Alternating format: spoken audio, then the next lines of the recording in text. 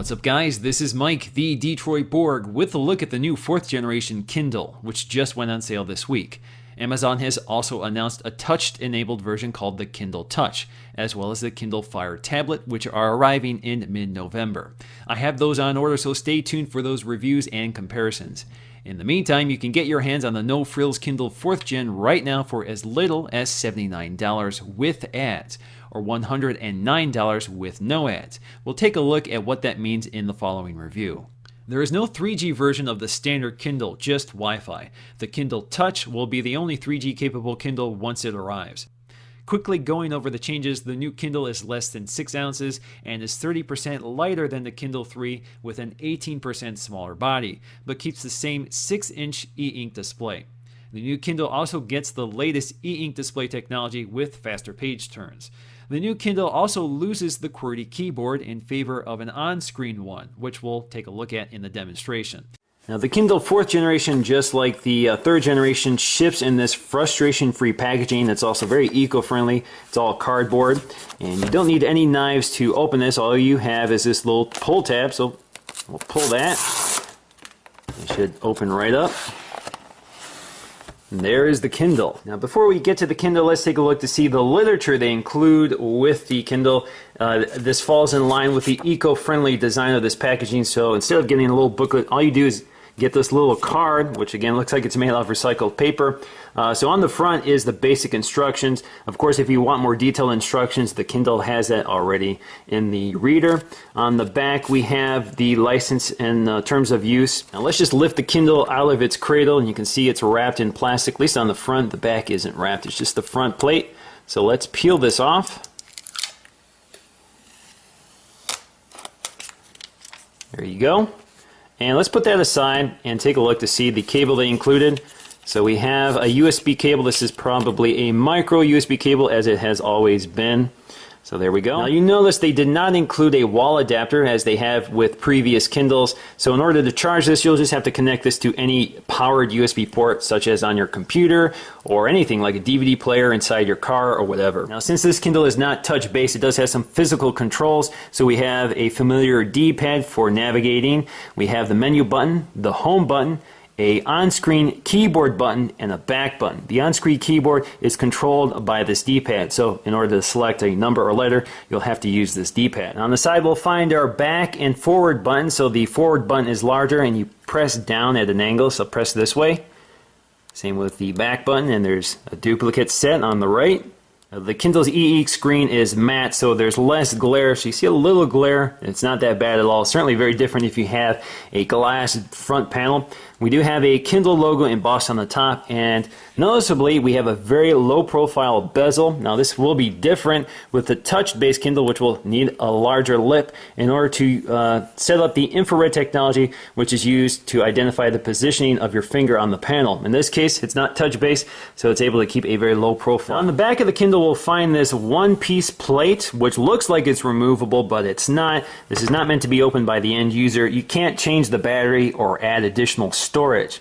Now below all this regulatory labeling, we'll find some battery connectors. Now these are terminals for cases to interface with the battery. So some cases have built-in lights, and instead of providing their own battery, they can tap into the Kindle's battery. This was similar technology used on the previous Kindle, but it was located in a different location. It was located on the side. And of course, we have our power button and micro USB connector, as well as an LED indicator. All right, so it wants me to completely charge the Kindle, but I'm not going to do that right at this moment. We just want to take a look at the menu system, so let's power it on. I'm going to hold the power button.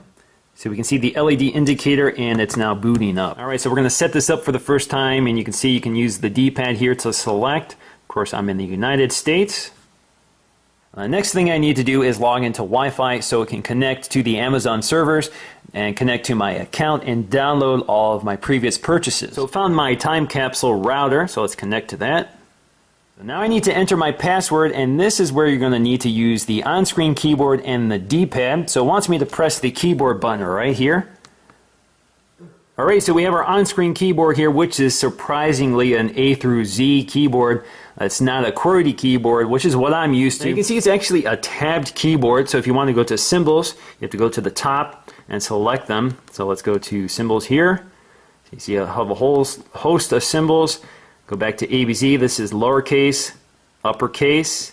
You can see these are other characters. I see umlauts and S-sets and everything you need for other languages. So I'm going to enter in a fake password so you guys don't know what it is. I'm just going to pick, I don't know, Detroit board. So I can click it left and right one at a time or hold it. So it kind of scrolls past pretty quickly. Anyway, it gives you an idea. I don't really like that sort of keyboard, but as long as I don't have to use it too much, it's not a big deal. Anyway, let's put in my real password and get this started. And once we're done with the keyboard, just hit done and hit submit. Now on the top we have some indicators here, including Wi-Fi strength and battery level. Now, the next thing I need to do is register my account, or you can create a new one. So you can do it from your computer or create an account on the Kindle. I'm going to use an existing Amazon account. I just need to enter that information in. Now this brings us to the main home screen, and you can see Welcome Michael because it knows who I am now. And we can transfer our Kindle content from the cloud. We can also take a look at the new Oxford American Dictionary, Oxford Dictionary of English, Kindle User's Guide, and Archived Items. So if we go to Archived Items, we'll see my previous purchases. So you can see Evolution is a book that I read recently, so let's click on that. So the download is complete, and this is exactly where I last left it when I was reading it on my Kindle 3. Now to flip through the pages, just tap the buttons on the side, and you can see that every 10 or so pages it has to flash the screen to adjust the e-ink. There you go. Now you can only do it one at a time. You can't just hold the key down and let it scroll through. Now you have some other options if you press the menu button right here. So you get some options up here. So you can go back to the Kindle store, change the font size, which is what I want to try out here. So you can see you can select through a number of font sizes, and it previews in the background. You can also change the typeface from regular, condensed, sans serif. You can also change the line spacing to large, medium, small. Words per line to default, fewer, or fewest. You can also change the rotation to portrait, landscape with the keypad on the left, portrait upside down, and landscape with the keyboard on the right. So let's do that one. You can see now you're in landscape mode. So of course there is no accelerometer, it won't do it automatically. And when you press the D-pad while you're reading text, a cursor will appear, and you can see it at the top, and you can navigate around the page, and as you do so, a definition will appear. So let's go to languid. So languid, of a person, manner, or gesture displaying or having a disinclination for physical exertion or effort. Now if we want a broader definition, just press the center key. And now we have some other options so we can see the full definition, start a highlight, create a note, or cancel.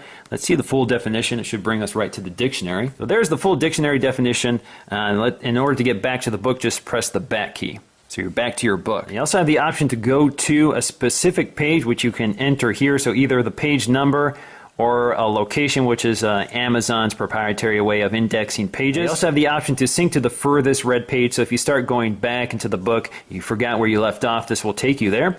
We also have a book description. We can search this book, so if we can search specific text. So we have a search box here. Press the keyboard key and search, let's search tree. I bet there's plenty in this book. So there's 96 instances of tree mentioned in this book, and it will take me to each one of them. You can also add a bookmark. Now you can see they've placed a bookmark by turning the page in dog-ear style. Now on the home screen, if you press the menu button, you have several options. You can go to turn wireless off to conserve battery, shop in the Kindle store, view archived items, search, create a new collection, sync and check for new items, settings, view special offers, experimental, and screen rotation. First thing I want to do is go to shop in Kindle store. Now here I can browse by books, newspaper, magazines. I can go to their featured items and things to try. So let's just pick the detachment and we can buy. So you can see the Kindle price is $5.99, or you can try a sample or add to wish list. Click buy, don't really want to buy this, so let's go to try a sample. So the sample is downloading and will appear on my home screen once it's done. So you can see at the very top we have the detachment by John Rain. So let's click on that. So it's not that many pages, it's just the first 10 or so pages of the first chapter. Now if we go to search, we have several options here. Let's type in Apple. So we can search My Items, the Kindle Store, Google, search Wikipedia, or search dictionary, or go to the web, which will bring up a web browser. So let's just search the Kindle Store for now. So there we go. We have several books, and if we click OK, we can take a look. So if you want to buy that, it's only 99 cents. Click OK. Brings up the book, and it will download the item to my home screen. So if we go to Home, there it is. So we have some cover art, and we can start reading.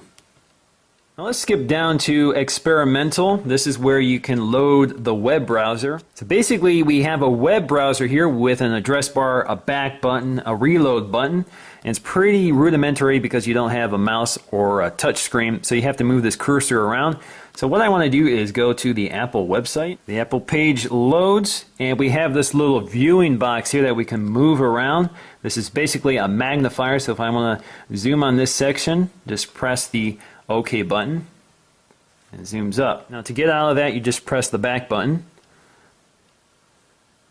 Zooms back out and basically reloads the page. Now, because this is the subsidized cheapest Kindle, this does come with ads, so you see some ads posted on the home screen. Now to power down the Kindle, all you have to do is hold the power button,